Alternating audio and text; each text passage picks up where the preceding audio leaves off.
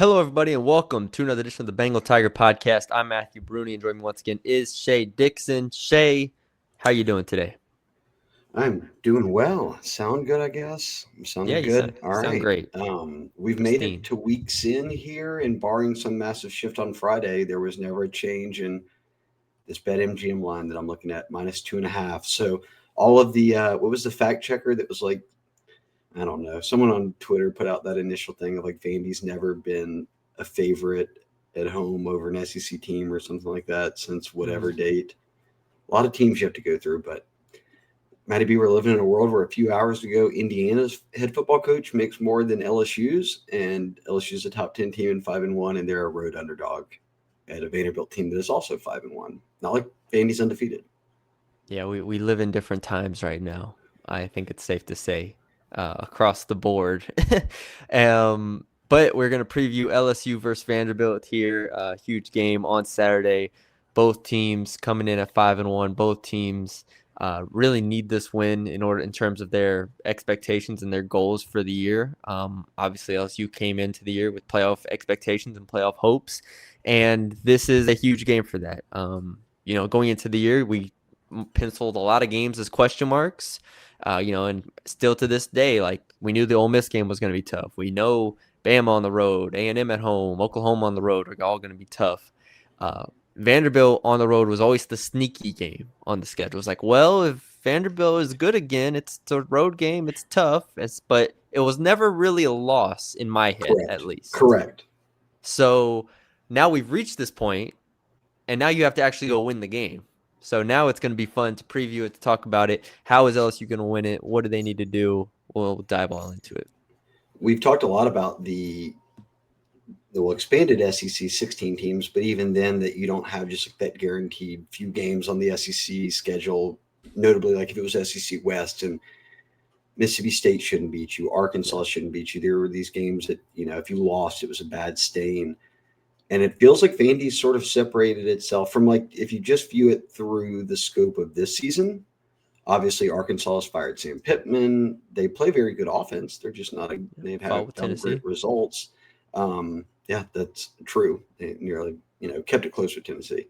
Yeah. But it feels like, I guess, maybe Vandy has separated itself from, like, the view that we have, I think we had going in and have leaving South Carolina. Like in that game's viewed differently than playing South Carolina there was a year ago with that team. Like the South Carolina team's not been great. They still have to play Arkansas, so I noted that one. This one is obviously you are on the road and not in Tiger Stadium, which is kind of the maybe better way to put that. You're just not in Tiger Stadium Yes. for this one. But yeah, I guess we do feel that there is a gap now between those games on the schedule and then this Vanderbilt game when prior to the season, I don't think we gave this one any more thought than we did a game like Arkansas or South Carolina. Like I talked about Oklahoma being the trap game on the road. Now I'm wondering if this game isn't the tougher of the two. Yeah. Now all three road games here, and really all four road games in the SEC, because you count Ole Miss, are against ranked teams. And your Vanderbilt. only other road game was Clemson. Yeah. So Vanderbilt's ranked 17th in the AP poll right now. LSU's up 10. This is huge for playoff implications, like we talked about. But let's dive into it a little bit. First, let's talk about the injury report because we didn't do it on Monday. So Yeah. let's talk about it a little bit here. Pete Nichols just tweeted out that Bernard Gooden is unlikely to play against Vanderbilt. The rest of the injury report, I don't have it in front of me, but Jamari Butler, defensive end, questionable. Whit Weeks, questionable with an ankle injury. I believe it's soreness from the Can, surgery he had way back when and stuff. Someone correct me if I'm wrong, but he was in a boot today. And then who else? Aaron Anderson, probable, and Paul Mabanga, probable, I you think. swept it without it even in front of you. Very Got it? impressive. Okay, good job. So Good job. let's get the good news out of the way. The good news is Aaron Anderson's your leading receiver. You needed a massive game, or at least you got a massive game out of Yeah. Kyle Parker and Trey Green, your tight end, to win that game against South Carolina. And in a night where Xavier Thomas wasn't relied on much, Barry and Brown either, and not even the Nick Andersons. But I think it's key, even if this offense isn't putting up 4,000 yards or whatever it is, Matty B. I wrote about this in the midseason PFF story that I did on the offense of the top 5 players. And Aaron Anderson is on there, and 300 yards or whatever isn't a lot, I guess, at the midway point, nor is 20 something catches. But 13, 14 yards a catch is really solid for someone who has 20 plus catches, which Aaron Anderson does. So, as much as I talked about like that could be a big hit to the offense and they answered, like they've got guys who can certainly answer for it. It's better when you've got them all and every Yes. resource at your disposal. So, that's a big one. And then I don't think many people will kind of hone in just because left guard Cohen Eccles played really well a week ago when Paul Mabenga did not play at the left guard spot. But we've talked about it. That was a fall camp battle. It was always viewed as neck and neck. So like even if you didn't have Mabenga, you knew you had Eccles and there wasn't some major fallout that you had to worry about. But good to have him back, obviously. So your offense has been the worry spot. You're getting two starters back. Obviously on defense, though, these are It's starters shifted. and key backups, It right? shifted from last week. It was the offense that had Nussmeier, Yeah. Anderson, Durham, everybody hurt. Now the offense seems like it's fine, and now it's the defense where you're like, oh, okay, now we have some players banged up on the defensive side of the ball. Right. And now Trey Green's been back, right? And Yep. then you got Caden Durham back, who was he's your starting running back, and they're giving him double digit carries now. He was not available in your only loss, which was on the road. So we can talk about the defense, obviously. It's some really key pieces, but I sort of feel like I know what they've got behind those guys, and I still think they can be good enough to where if you're going up there without a starter on the O line and your best receiver not playing, it sort of limits things a bit more for me with the side of the ball that I actually think needs to kind of make up for whatever they've sort of fallen off in the first 6 games. Where it's like, okay, are they going to score more than 20 points, Matty B? Yeah, I don't know. But then if you take a starting lineman and your best receiver out, I even after South Carolina, where I saw them ride two guys, Trey Green and Kyle Parker, I still would worry a little bit. So Yeah. good to have them both back. Kind of tough on defense though with your best D lineman, right? Like Bernard Gooden on the interior against a team that runs the ball very well and will stay committed to it is not going to play. And now we're wondering if we're going to see Whit Weeks at all. And Yeah. I mean, you're the tape bro on the podcast. So where does where's the where does the fall off come? And because there is a fall off, I don't mean it in a pure negative connotation at all, but from Weeks to like Devon Keys. Like if you don't have Whit Weeks and you're playing Devon Yeah. Keys, West Weeks, and Perkins, kind of what's the feel there of what you lost with Whit? Yeah, you could throw Tylen Singleton in there if Whit Weeks is not playing as well. Uh, they're good athletes, but I feel like Whit at his peak, and this is what I always reference. It's like you have some ups and downs of players, but Whit Weeks and Harold Perkins, like when they are on, when they're at their peak, when they can make game-changing plays that will tilt the balance of this game, that's what you get from them. You don't get that from, you don't get that from good players. You get that from great players. And that's what Whit Weeks and Harold Perkins are. So when you're missing one of them, even if we can critique or say Whit Weeks hasn't been as impactful as he was last year or even at times as a freshman, it's still a body that I think you definitely need, especially going against this Vanderbilt offense where I'm not gonna lie, I don't feel as comfortable playing the Keys and Singletons, the younger guys, knowing that Vanderbilt's offense is gonna throw at you a lot of different misdirection stuff. They're gonna throw a lot of quarterback run at you. They're gonna do a lot of things that, as an underclassman, it's hard to pick up immediately. So I would love to have Whit Weeks out there, West Weeks out there, like knowing what they're looking at, and with a full week of preparation here. But I'm not sure because Whit Weeks, even in the second half against South Carolina, was playing limited snaps. Like Yeah, he he was played. getting subbed more than he would ever normally get rotated out of a game. Yeah, so here we are. Like I don't know even if he plays what percentage he's going to be at, and That's a like I good said, point. against a rushing quarterback, and against an offense that has this much in terms of physicality and run fits, like you have to be really sharp against them.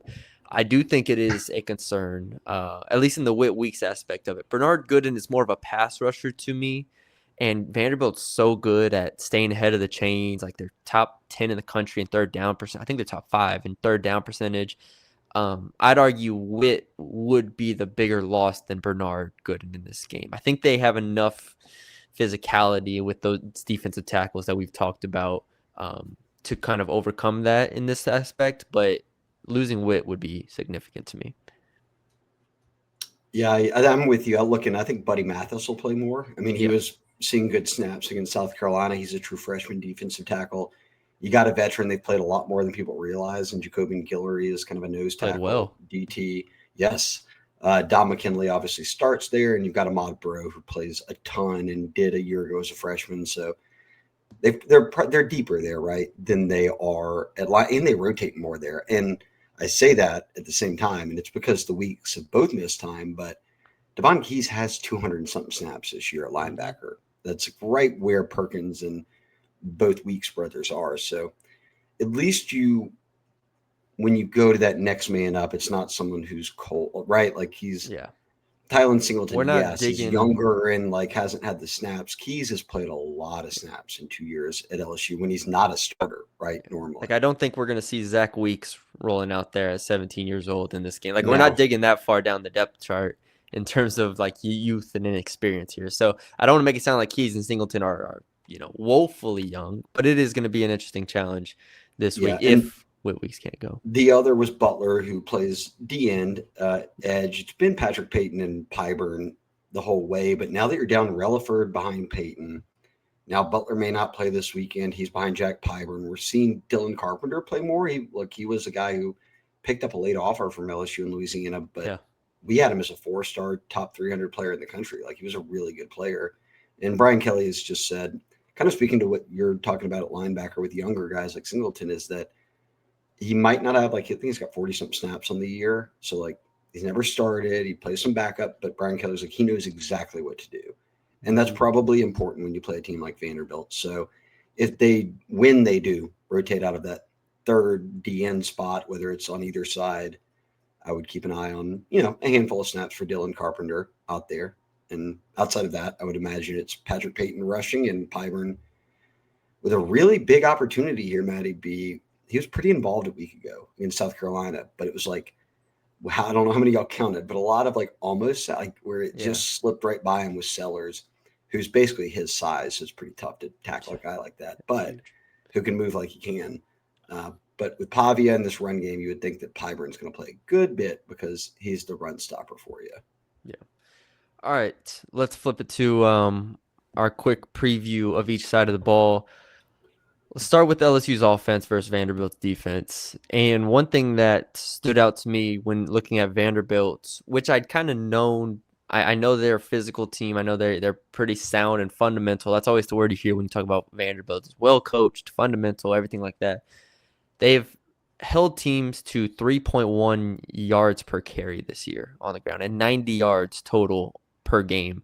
And I was like, okay, well, they didn't play the toughest schedule, right? That's the first thing you think of because they didn't.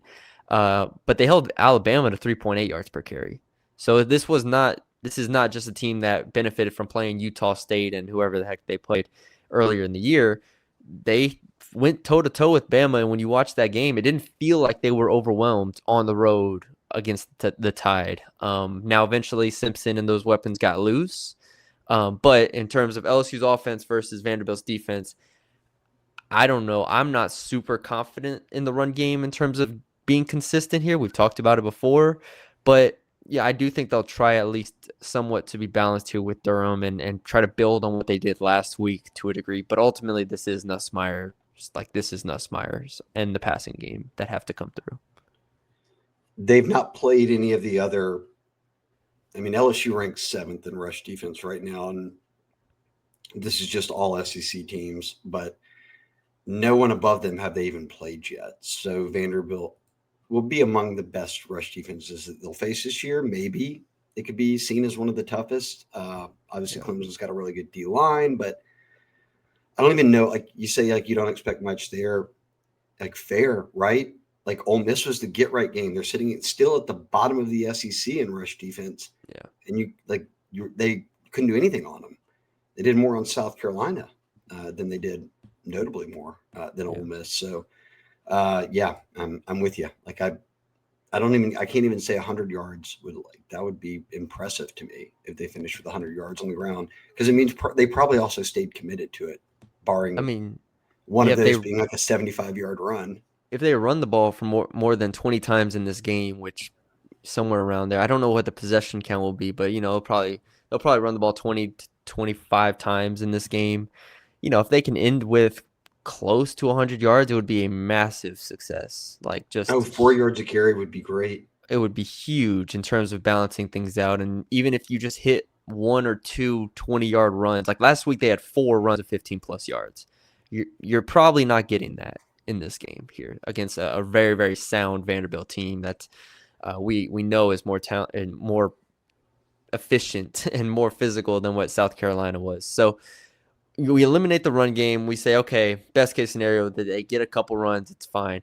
What are we looking for in the pass game here from Nussmeier? Do we think that they've turned a corner? How optimistic are you? And also getting Aaron Anderson back, how much does that help?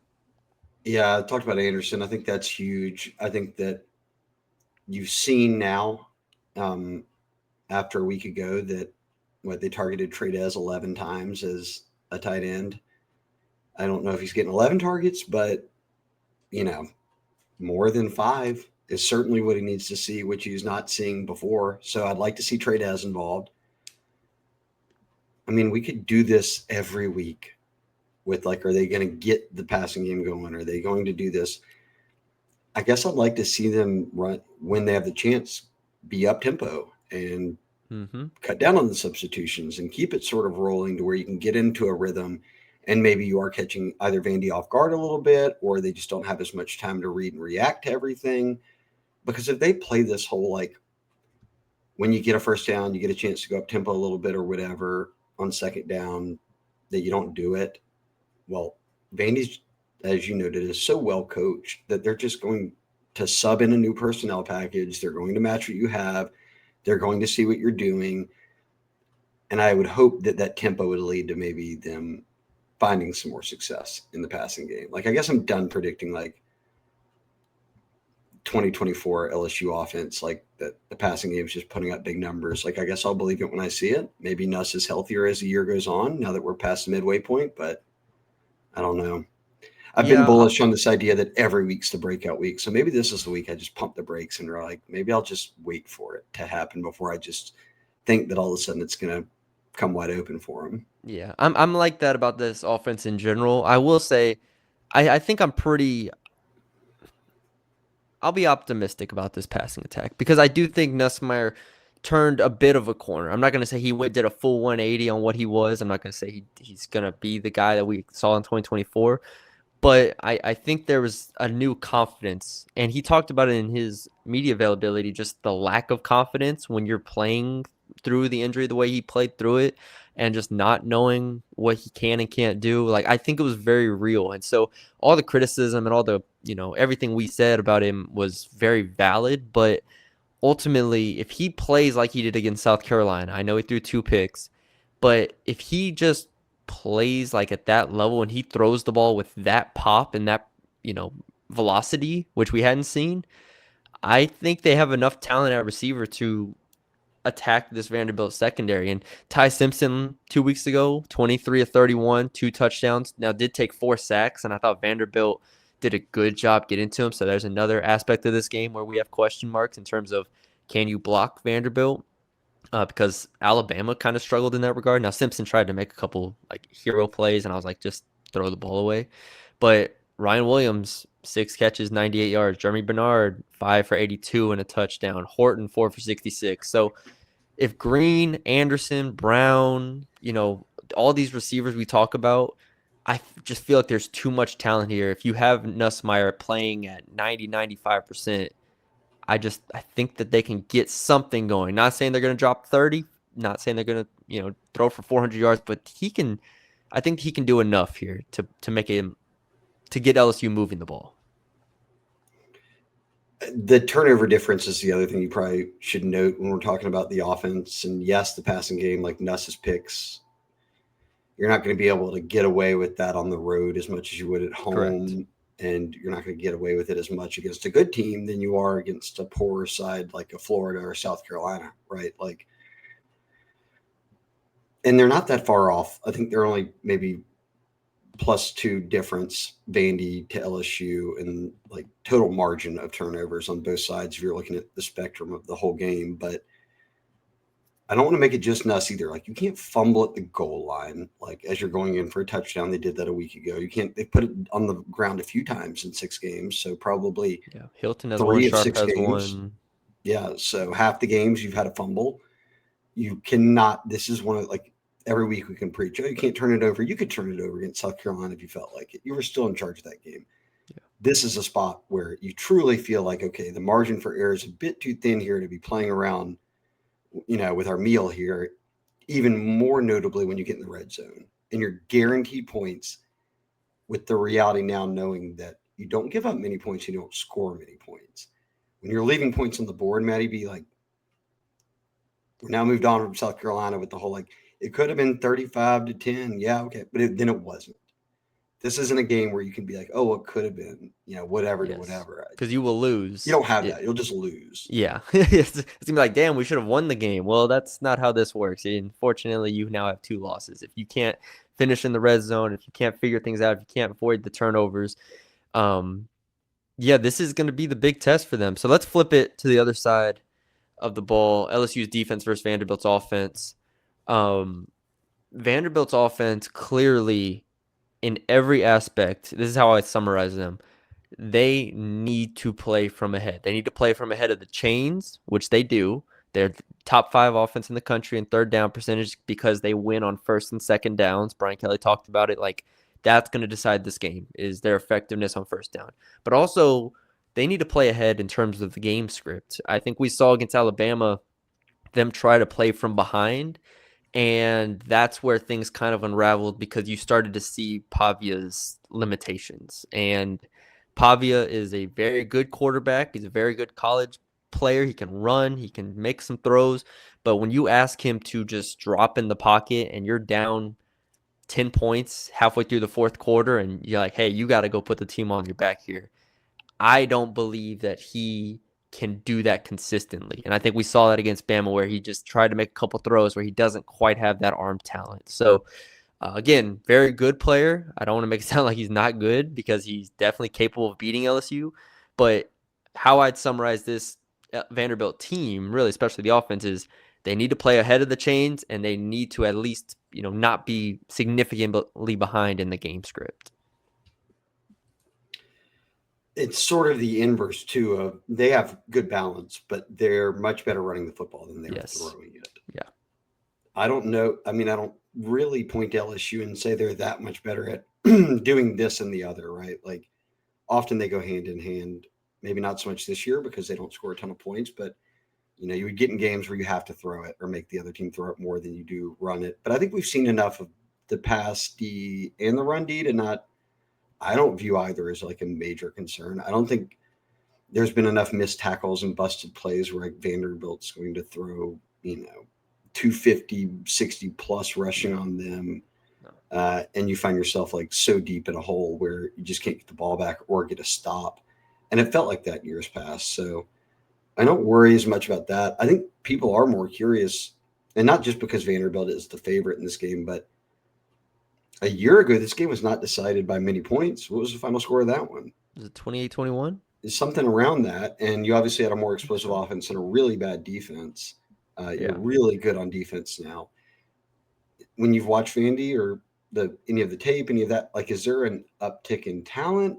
I mean, Brian Kelly talked about it being so many older guys on the team now that like everyone just knows what they're doing and they just execute really well on both sides of the ball. Is it, I think people are kind of confused of like, is Vandy can LSU just not out athlete Vandy? Yeah, I know what you're saying. I know what you're what I saying. mean? Like, yeah, I know what you're saying. It's like at the end of the day, people will perceive this Vanderbilt team and be like, all right, well, they can execute, but at a certain point, LSU just has, all these NFL draft picks or high level players. Like, you should be able to way of thinking, I guess. Like, you should be able to overwhelm them. I'll say this for Vanderbilt, and I haven't watched every single Vanderbilt game, but I've listened to pods talking about Vanderbilt, and I watched the Alabama game. Like, they might have a legit Joe Moore Award offensive line, like, finalist group, like a top 10 offensive line in the country, the way that they're playing right now and the way that they held up against Bama. So that's why I say good and the injury hurts, but you need Dom McKinley, Jacoby and Guillory, like Pyburn, those guys to be physical at the point of attack, because if not, Alexander's going to run on you. Pavia's going to run it. Pavia ran 12 times for 58 yards against Alabama, and that includes sacks. Like, he's going to put his head down and just fight for yards here. So I will say, from an experience standpoint, offensive line, quarterback, running back, and then Eli Stowers, tight end, one of the best in the country. That is a really experienced group that knows what it's doing. So I don't think it's going to be easy. With that being said, spoiler alert, my final lines is Vanderbilt team total under 24.5. It's actually 25.5. But, like, I think that's asking too much. Like, I don't think Vanderbilt's going to score 28 plus on LSU. I just think they're too run reliant. I can't see Pavia throwing the ball consistently against his secondary. Like, that's where I think LSU wins this game. Like, the Lane, Woodland, Pickett, Halsey, Cooley combination. Like, that secondary, I don't think is going to allow Pavia to complete 60% of his passes for 250 yards. Pavia was 21 of 35 for 198 with one touchdown and one pick against Alabama. I think that's about the stat line that you could ask for in terms of Pavia, but I think it might be even worse. So that's where I give LSU an edge. Yeah, and I think people, if you actually looked at it, Vanderbilt's number 2 in the SEC in scoring. I think they're at 40-something a game, but then you go through it and you're like, okay, well, yeah, they dropped 100 Charleston on Southern's not any good. Virginia Tech's not any good, and you're dropping in the 40s. You went to South Carolina with 31 points is impressive, obviously, on the road. 70 on Georgia State, nobody cares. 55 on Utah State, nobody cares. Yeah.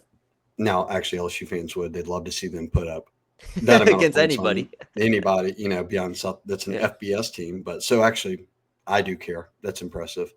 But if you're going to say LSU on defense is probably comparable to Alabama, if maybe they're better, maybe they're on par, whatever it might be. Yeah. They scored 14. It was on the road, but they scored 14. So it's not like it's impossible to hold Vandy to fewer than 24 points. Like, I don't think that's crazy at all.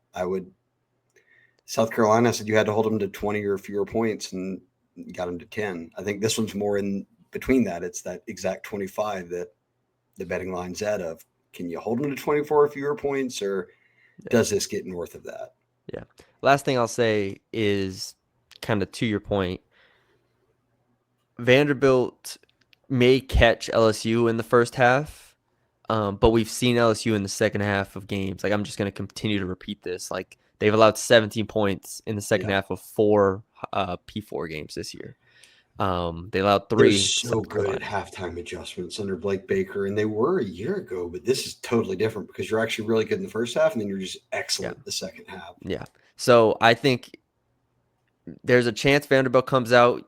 I mean, they did against Alabama. They came out and they threw like shovel pass, play action touchdown. Like, they find ways to get some touchdowns here early where you're not expecting. Like, they can scheme it up, but ultimately I think the talent can overwhelm them to a degree in terms of what the second half could be. So I'm not saying like it's a good thing if Vanderbilt, goes up 14-10 at halftime, but I'm saying it's not over at that point. No, and LSU's offense plays better in the second half. I would say that you look at the Bama game a week ago. Like, I think a goal right now is get to halftime in this one, because that the defense, Blake Baker and them, are so good at those adjustments to where that'll help guys. If Whit Weeks isn't playing, halftime's going to really help you out with guys like Weeks out, Gooden out, like all these starters on defense, especially in the middle of the field, who are big and integral pieces when it comes to stopping the run, that now you can go to halftime and say, all right, this is what they're doing. We're all on the same page, and then you're good. And you can flip it for the offense, obviously being the same. But in that Bama Vandy game, like, even looking back and saying they scored 14, I watched the whole first half, and I thought they scored more than 14 in the first half. They didn't score any points in the second half. So Bama got to halftime, made adjustments, and allowed no points in the second half. That's the goal here, I think, if you're LSU is, I'm with you. I would actually be surprised if Vanderbilt didn't come out and take like an early lead over LSU. Like, if LSU goes in there on the road and is tied at halftime or ahead, then I feel really good about how it's going to end, because the data points so far have shown that LSU would probably come out on top. Yeah, that would be their best first half of the season by far. All right, let's jump to an ad read. Don't go 3-and-out to start the game. That'll be nice. And they still have not won a coin toss, which Todd Politz last he tweeted it was some sort of record dating back to like the 80s or something. Yeah, But something like they're that. 0-6 on Crazy, coin tosses this year. insane. And only Lane Kiffin said, "Give me the ball first," which allowed LSU not to go out on the field first. But Thankfully. it'll be something to monitor right from the start. Kickoff. What All do we right, got? game time.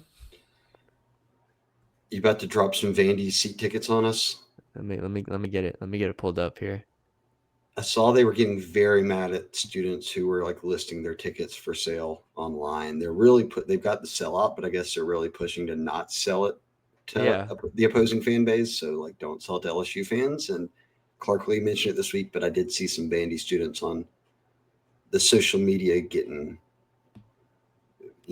added mentions were on fire with the attempt to get offload their tickets because it might end up in the hands of an LSU yeah, fan. So they're probably going to try will. to pack it out. Probably will. Not many tickets left. I'll tell y'all this. Let me share my screen before we do this ad read here. Here we go. Share screen. Boom. Not a lot for those looking. Well, at least Oh you're gosh. not, the upper deck isn't really that upper deck. You're not that far from the field of play. So you got some $100, under $100 ones in there. Yeah, There's you a can do one around the 170 over 150. here, 157 here, Be 164, behind the 160. visitor sideline. There you go. Yeah, you want to be behind the visitor, obviously, if you're LSU here. So I bet these are the student section tickets or something Yeah, like that. right. It'll come down a little bit, but hey, good on for Vanderbilt. Look at this. It cost you 100. You should just walk in the game and nobody even cared. Now Yeah, you not have to pay 100 something bucks to go watch them play. So Paratop game 2030. time. Our sponsor for this podcast, use code ON3. That's ON3 for $20 off your first purchase. All of these fees all of these prices you're seeing include fees. So this is 157. That's what you'll pay. Oh, and as I zoom in, more pop up. That's the beauty of this website. So yeah, I mean, but they're super expensive. But If any of y'all end up paying 500 and something bucks to sit behind LSU bench, 811. send us a mention on Twitter or something, and we'll name you fan of the year. It's Yes. real dedication. Yes. And you're doing so in this case 24 hours before the game or whatever it is. So Yes. it's a real dedication. 11 a.m. in Nashville. If you want to get some tickets to that, you use game time code ON3 ON3. Like I said, obviously as you can see, use It's gonna be the great weather too. It's yeah low great 80s. weather. Use the site. Use the mobile app. I've used the mobile app. I know that there's tons of opportunities. They list it out like this. They tell you what's a good offer, tell you what's the cheapest offer, a super deal, everything in between. And if you're looking for concert venues, anything like that, here's all of Vanderbilt's games for those wondering. But yeah, game time. Sponsor this podcast. We appreciate it. Missouri tickets for next week were only costing like 40 bucks a pop. People are not trying to go see Missouri like they are LSU. Guess not. No, I don't think Guess so. not. I don't think so. I don't know if I'm gonna figure out how to get our layout back to what it was anyways, but oh, there it is. All right. All right, let's move on. What do we do here? Game ball predictions if you want to do that real quick and then we can do game predictions. Are we going offense and defense here? Yeah, we'll do one Yeah. each. Hmm.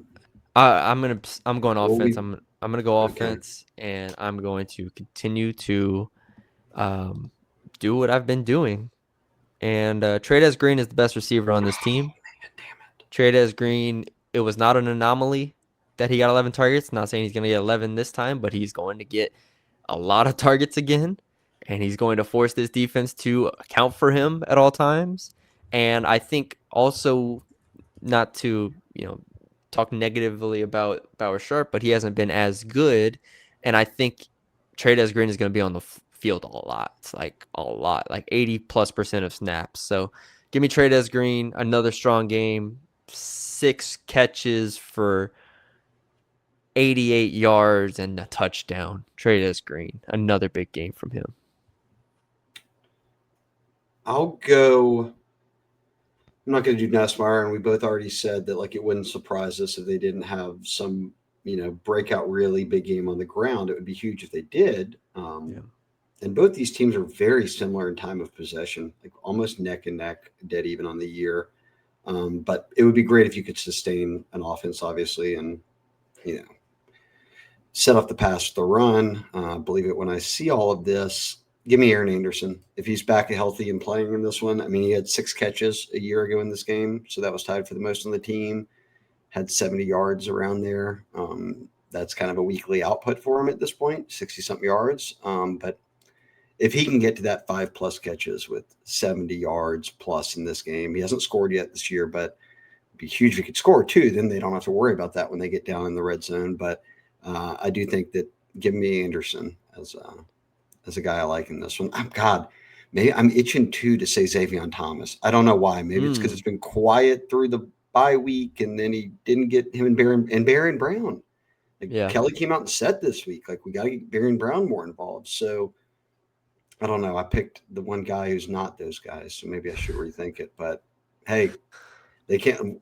Our combined 12, 13 touches for our MVPs, catches. Well, need more than that. So They're got to get everybody involved. yeah. All right, defensively, this is a tough game here. Yeah, it feels weird to think Xavier Thomas and Baron Brown, thanks to a bye week and then a game when only like 2 players really caught balls that Yeah, like it's been a while. that we haven't really even talked about them. And they start. Maybe Yeah, it's been a while. if they could have big games, Uh, it just all means they played well on offense if they can do that. yeah, give me AJ Halsey on defense. I like that. First of all, from just a playmaking perspective, I think LSU is going to be able to man up the corners the way that they want to, and that allows Halsey to just roam and play single high and just be a robber and be awesome. But secondly, I'm interested to see how they defend Eli Stowers, and I think there's a chance, like at times, Halsey could be hedging. It's use a basketball term, like looking to kind of shade his direction at times. So that could be huge in terms of slowing down Stowers. So give me AJ Halsey to make a lot of key plays in this game. And I mean, even the Ole Miss game, he comes and punches the ball out at the 1 yard line to stop a touchdown and give LSU the ball. Like he just makes plays. So I'm always happy taking AJ Halsey. A year ago in this game, totally different defenses, but Whitweeks led the team in tackles, and then the 2 safeties, Gilbert and Sage Ryan, led the team, or were right behind him in total tackles.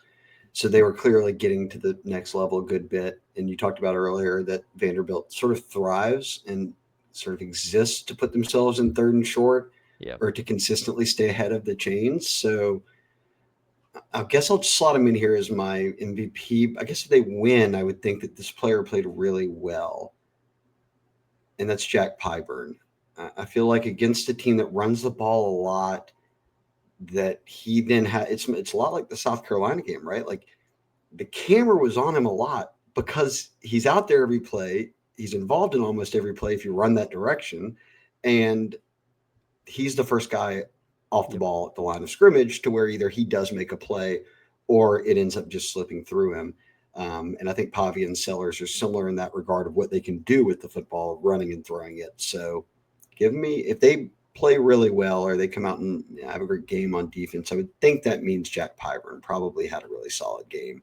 And he'll get more snaps if the backup at the position, Butler, may or may not play. Yeah.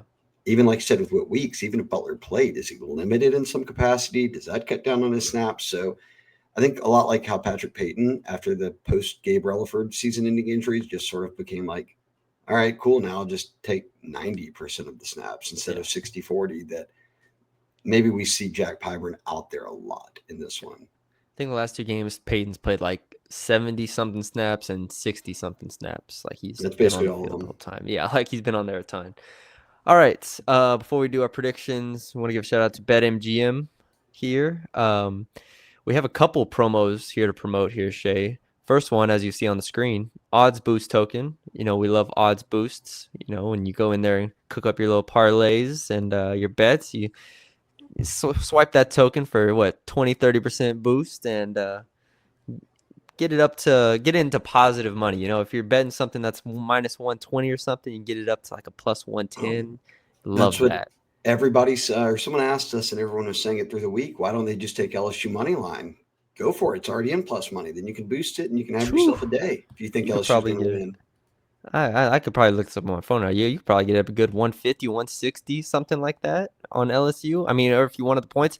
I already told you on my final lines pick, which is 6-0 on the season. For those wondering, is Vanderbilt team total under 25.5.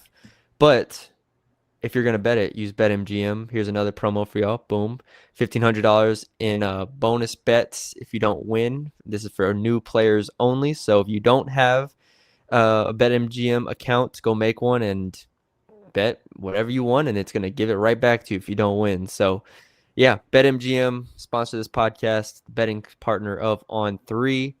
Thank y'all for sponsoring the podcast. Bet responsibly, and don't. Yeah, and listen to Matty B with the minus lines. That's what you want to be on. Don't be putting those parlays together that are out there in the thousands, and you're hoping and praying for everything, I guys. know. Just bet responsibly, and Yeah, that doesn't yeah. just mean your limit. Yeah, that's number one. Number two, don't make dumb bets. That's under bet responsibly. I already know when I showed this one with the odds boost token, people were like, "Oh man, I can get my parlays from plus 2,000 Oh to yeah, plus it's a 3,000." 4,500. Oh yeah, no doubt. Oh my Don't do that. gosh, don't do it. Well, you outlasted Bryce's daughter, who lost, and now she's 5-1 on the year with her picks. Never I in don't doubt. even. Let's be real. He's not here right now. It all sounds fishy to me. I don't even know if this what's really happening here behind the scenes. If they had worked it out beforehand, I don't really care. Regardless of their approach, they were 5-1. They took the L. Matty B, you get the floor first here with whatever direction you want to go, because you're 6-0 and you've teased already. Go for the Vandy team total under. Yeah. I think the game under is a fine pick as well, but then I thought about like Oh, do 27, you really 20. think so? You skimmed by that way faster than I thought you would. I The can't decide which one I feel better about, the game under or the actual line. And I think yeah. it's probably the game under. I do think that Yeah. it's 48 I and a half yeah, combined I points for lean both teams over under. I would lean this team total being the easier one to hit there. Yeah, I lean under.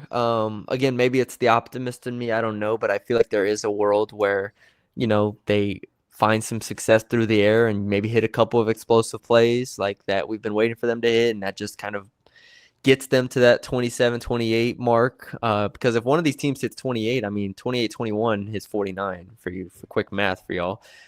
So I do think there's a couple ways in which the overall over could hit. So I'm staying away from that. But I do lean under. So yeah, I'm gonna stick with Vanderbilt or under 25.5. Seen that at a couple books. 24.5 is what I got it on at BetMGM. So I think LSU's defense is real. I think that this is going to be a game where Vanderbilt has to establish the run and run the ball, and I don't think they get explosive plays on the ground. Not to be fair, they did hit one against Bama. I don't think they hit multiple explosive runs against LSU. I think they're going to come gap sound. They're ready for their fits. I think even without Bernard Gooden and maybe without Whit Weeks, they're well enough coached to hold up against the run. Not saying Vanderbilt doesn't score, but when it gets in the red zone, I have a lot of faith in this LSU defense to potentially Yeah. hold them to field goals at times. So give me LSU to win the game, LSU's defense to hold them under 24.5, and give me the Tigers 24-20. I don't have the explosive yards or plays stat in front of me to know where Vandy ranks in the SEC or nationally or any of that, but it does, from watching them and then obviously reading about them, listening to people talk about them, as you noted, feels like their offense is almost like death by a thousand cuts, more so than it's like here come the big plays, like pop, Yeah. pop, pop nonstop. That sort of plays into LSU's hand. Like we've seen them bend don't break plenty. Like if you wanted to play It's the big we're going to plays be that out have here for bothered like LSU at 15 times. plays or whatever on a drive. They're okay with that. They don't really care. Like you're not getting massive plays out of your offense. South Carolina got one huge 75-yard run on Yep, just a bad angle by the whole what did they team. say? I guess yeah. Everybody, no need to Cooley single missed the anyone out. tackle though, I Yeah, think. but yeah. So it's happened, but they play so fundamentally sound that it's so few and far between that I'm with you. I think that I kind of like the 24 range and the under. I don't know which one. I would stay away from the spread in this game. If you like the spread, just bet LSU to win. If LSU was plus 3.5, that might have been my play of the week. I just don't. I can see LSU like maybe losing by a field goal or something like that, but I have trouble with LSU getting blown out in this game. Like I don't see that happening. That would require Nussmeier to be turning the ball over. Obviously, zero run game. The defense not folding, but giving up a couple explosive that I just don't quite see. But it's 2.5, and I acknowledge that this is going to be a close game most likely, so I'm staying away from the spread. There's a much higher likelihood that LSU would blow Vanderbilt out than vice versa, because only one thing would have to happen different. It's that the offense would have to be good. The defense already, Yeah. like, you could blow someone out and win, third. Vanderbilt's 30-14. Like, that's considered kind of a blowout. Even it was close in the Okay, fourth, but they pulled away. It was if the final score was 30-14, that wouldn't be shocking to me at all that Vandy scored 14. I've seen LSU hold pretty much everyone they played at 10. So that wouldn't actually be that bad. yeah. It would be the 30 that you somehow came up with on the road in the SEC on offense, presumably, unless the defense is pick sixing it all day, that you were able to go out and do. So, yeah, I think that I would have LSU, the chance of an LSU offense explosion being greater than like both LSU falling flat on defense and offense. I don't see that happening. What's that meme where it's like the odds are low, but they're never zero, and that's LSU's offense. Just wait, it could happen. This could be It's the like game where the LSU old breaks Dion through. Waiters NBA Yeah, get shots quote up, there. man. Just keep getting shots. I might have been 0 for 49 tonight, but Yeah, I'd rather be 0 for 30 than 0 for 9 or something like that because that means you stop shooting. that's Hey, right. LSU's offense, don't stop shooting. We're just gonna keep going. What would happen if and there were no defensive touchdowns if LSU won 30-14? Would that be a seismic shift, like in how all of a Yeah, sudden we feel about this football team? yeah, that would be the first It wasn't real. impressive if we played like even in our head, like it should have been 30-4 to 14 against or 10 against South Carolina. Like No, that doesn't impress me more than you almost did it anyways, and it was 20-10. yeah, if they actually win this game 30-14, I think it would put them back comfortably as like a top 8 team. Now, then you have to go host Bama. That Bama game would be incredible. Or, no, I'm sorry, A&M game would be incredible. But I think it then puts you back where, like, because right now what's holding LSU at 10 in the AP poll is like we're just gonna keep LSU here until they prove it to us.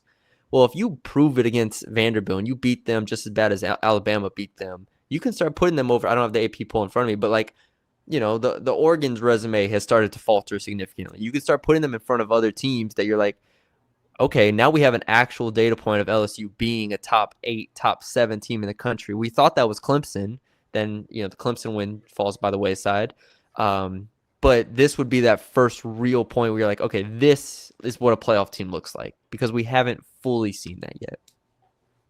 Gosh, to think that you played a top 5 road game to start the year. You Yeah. finally got the monkey off your back of the 1-0. You've had to host Florida. You went on the road against Ole Miss. You lost, but I mean, you've already replayed the South Carolina game, which is one of the more intriguing ones from a year ago. And that past the midway point of your season, Vandy would be the biggest win you have. Yeah. Not LSU's fault there, obviously, but I mean, they're 5-1 and they've lost a top 5 team. But yeah, it's a massive fall off for those teams on the first half of the schedule. Yes. I hope they win this game just because the A&M game next week would be phenomenal. Oh Yeah, my it's going to be big no gosh. matter what. And It is. It is because even if they lose, then all the pressure's on. But if yeah, they true. win, And I don't see them back-to-back losses. So yeah, if we're getting ahead of our skis here a bit and they they're not lose, losing I wouldn't A&M. think they're Book losing it. again. But They're, yeah, they're not losing A&M. we should mention here, we keep referencing the Bama game. That was 2 weeks ago. Vandy does They did come have a off bye. bye right now, which Yeah. means you're not seeing a bunch of dudes on the injury report. They've had a rest and they've had extra time to prepare for a game that is at home. I don't really care about the 11 a.m. start. I've seen LSU play well under Kelly. Yeah. Or play Not worried about poorly 11. at night or at 11 or at 2:30. Doesn't matter to me. Yeah. But I The do bye think does that matter. nobody's really has brought up much. Like Vandy's coming off a bye right now. Yes, it's a lot like LSU. They went to Ole Miss, they lost, they got a bye, they came back the next week. Yeah. LSU's coming I right agree. out No of one's South talked about Carolina that. game that banged them up pretty good coming out of a bye week. Yeah. Yep, a lot of angles here. Excited to see it. Saturday morning, 11 a.m. Oh, thank Central gosh, that Time. morning sounds so good. Every game Nice. started at every game kicks at 6:58 right now Yeah. for LSU. 11 is going to sound wild. Well, especially when it's a road game and we will not be there. And it's like, oh, I can just wake up, watch game day, write some stories, and then watch the game and boom, be done by 3 p.m. and watch, Ole Miss, Georgia or Tennessee. Is it Tennessee Bama this week, right? Yeah, it's Tennessee Yes, Bama. correct. So just that's gonna be nice. That's gonna Did be you give very a final score? yeah, 24-20 LSU. Okay. What was yours? I was going to go 24-20, Go ahead. We've 24-21. never copied each other. Let's do it. I don't think Vandy will kick that. Give me 24-20. That was my gut feel as well. So maybe they do kick a couple field goals. They don't put themselves in a lot of spots to be like 4th and 19 or Yeah. whatever. And it's like, well, they got to kick it. So Yeah. yeah, I don't You're know. I'll right. still maybe they'll know LSU doesn't score a lot either, so they can kick field goals Take and some it points. not be the end of the world. So yeah, I'll do 24-20. We both think that the team under the 48.5 is can clear, The but team under I don't know if 20, them. 24.5. Yeah. Yeah, South Carolina, I said they needed to score more than 20. This game, I think they need to score 24 or more points. Like 24 to maybe feel comfortable. 21-20, but boy, does that sound Whew. pretty tight of a game. You don't want to be involved in that. If you So tells me LSU only scores 21 points, that like the you're difference to starting to me, get to the point of no return on this offense. If you score 21 points, and yeah, it sounds like a we're lot, 7 games into the it's season. If wild. they score 20 points again this week, then it's like, okay, we're 7 weeks into the season. When this is what you are at this point. Like you're not, and you have A&M coming up next too. Is a very good defense. So, anyways, win this game. Go 1-0. Got my 1-0 shirt in the dry cleaners. We're gonna bring it Boom. out, and let's see if LSU can get this win. All right, Shay. Anything else? We're done. Out. So what we're going to be back, guys, after the game on Yeah, after the Saturday. game. Yeah, we'll Yeah. do a live stream after the game after we get our stories up. So probably I don't know 2:30, Yeah, 3, check the something site like on the that. Bengal Tiger, our Twitters, or wherever it is, Yeah, YouTube, wherever you're listening, Spotify. We'll have it some point in the afternoon, have it loaded for y'all. But our reactions, Bryce will be there to the game. yeah. All right. Thank y'all for joining us. Leave a like, comment, share, subscribe if you haven't already. Thank you to our sponsors, Game Time and BetMGM. Send this to a friend. Let us know what you think down below in the comments. We will be back after the game and talk to y'all later.